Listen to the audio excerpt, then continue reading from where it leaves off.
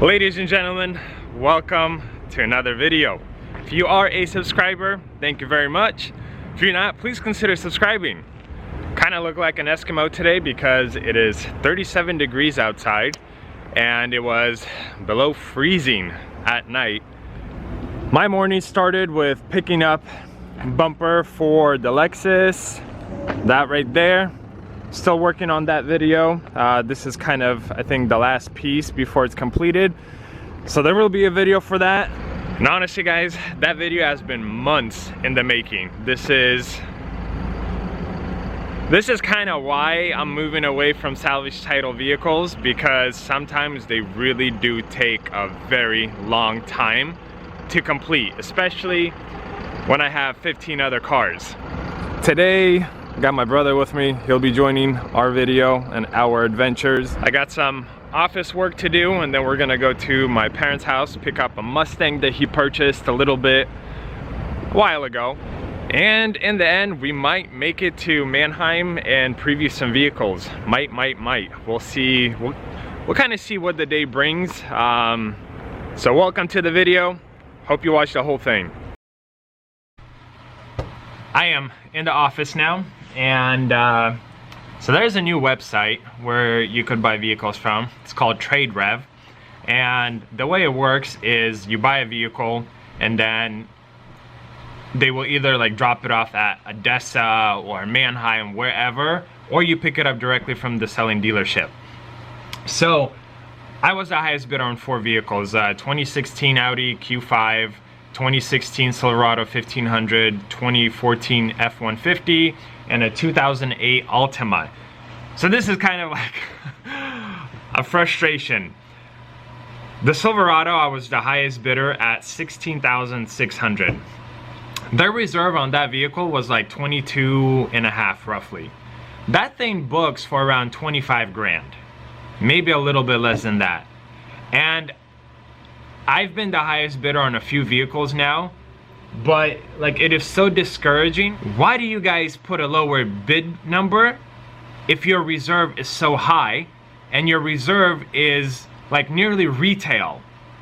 You guys are selling only to dealers. Where do I make my money by buying from you? Nissan Altima 2008, their reserve is $4,000. My bid was $2,600. We're almost like half apart. And there's a few of them in this area for sale for $4,300, $4,400.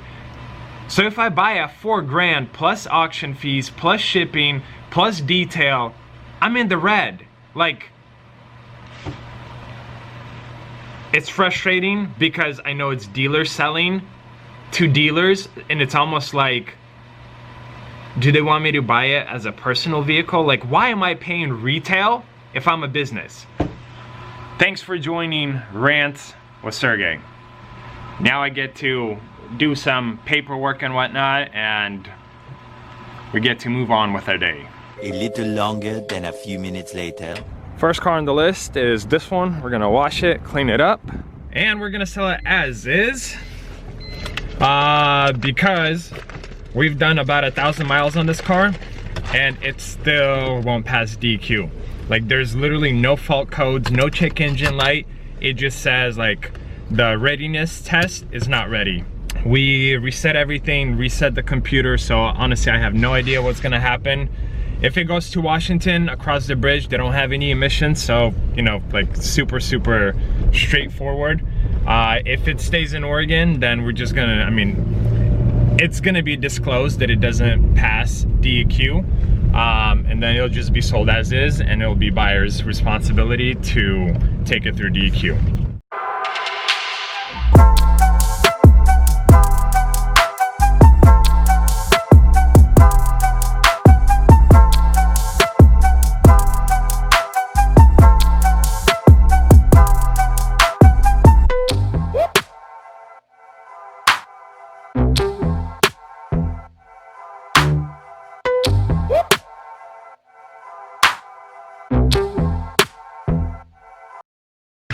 Quick wash.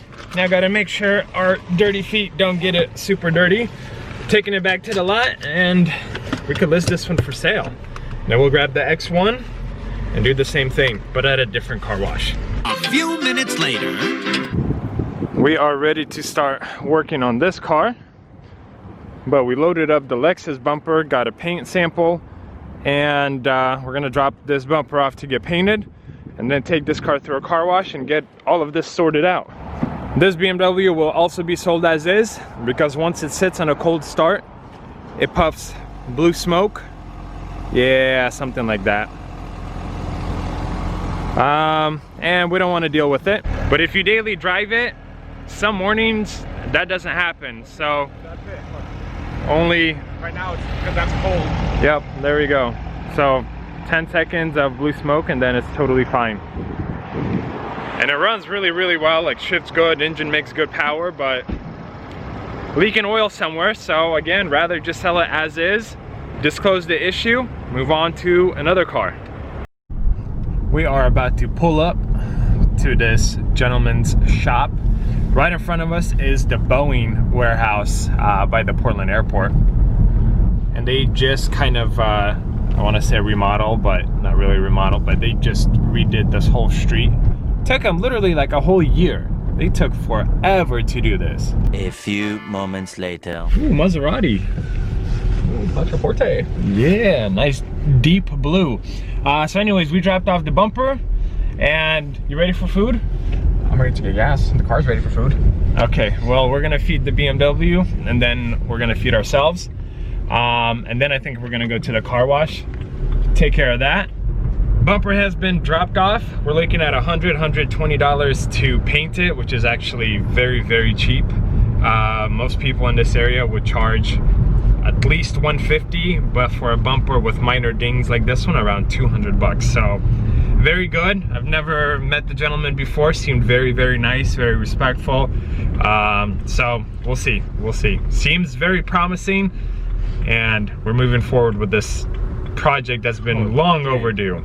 Soon after. Ladies and gentlemen, lunch is served. We thought we were gonna have a third person with us, so I think we got a little too much food for just me and this guy.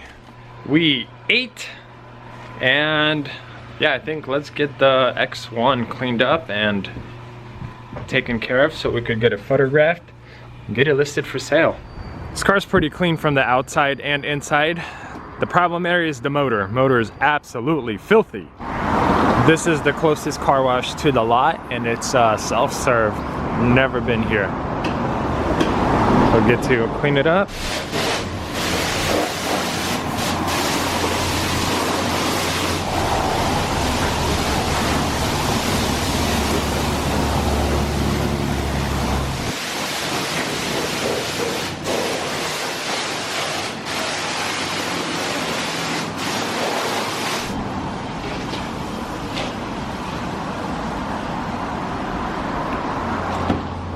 Here's our engine, but I remember it being dirtier than that. But we're gonna clean it up to make it look as nice as we can. Now, rinse.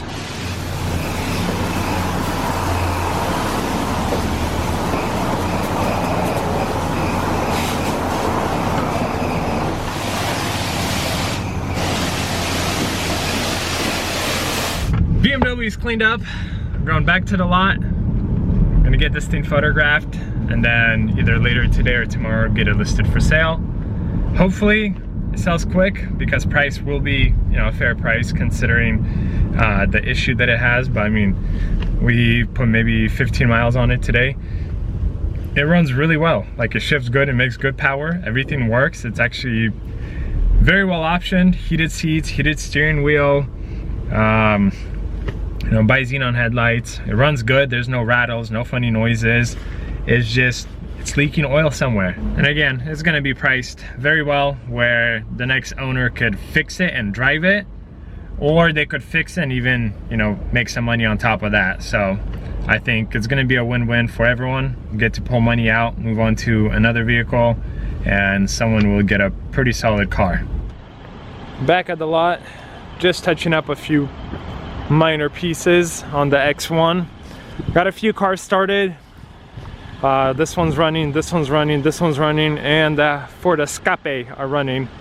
Just because, you know, BMW hasn't been driven in 2 weeks. This is probably 3 weeks. That's probably 3 weeks. This one has a new battery. That one has a new battery. So more or less, you know, it's been cold a few times since they've been sitting. I just want all the fluids to kind of go through the motor and whatnot. So 4 at a time. And well, that's been driven. X1's been driven. Civic is the only one that hasn't been. I can guarantee you that battery is going to be dead. Lexus is good. And Challenger was driven probably a week ago, so that one is going to be totally fine. But the lot is looking pretty darn empty. And I've been trying to buy cars, but man, other dealers are just overpaying for stuff. And I'm not down to go down that road. I'd rather get them a little bit cheaper, pass on the good deal to the next owner, and more or less not rip people off and not get ripped off. BMW has been photographed and hopefully it doesn't take long to sell.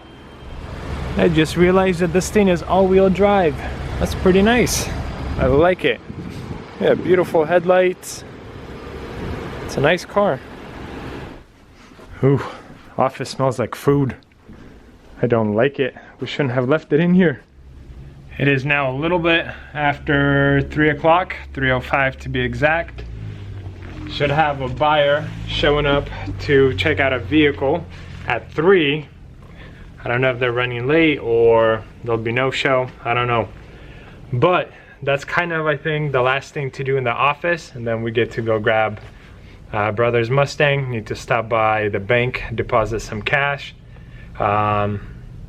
Yeah, and it looks like it probably won't have time to do Maserati bushings or go to Mannheim and preview vehicles, which is a bummer. A little longer than a few minutes later.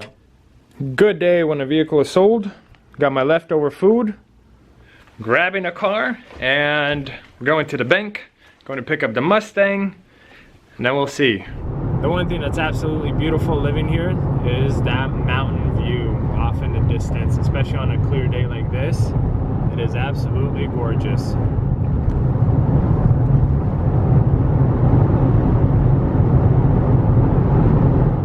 We have made it to Cold Troutdale to pick up the Mustang. It is right in front of me.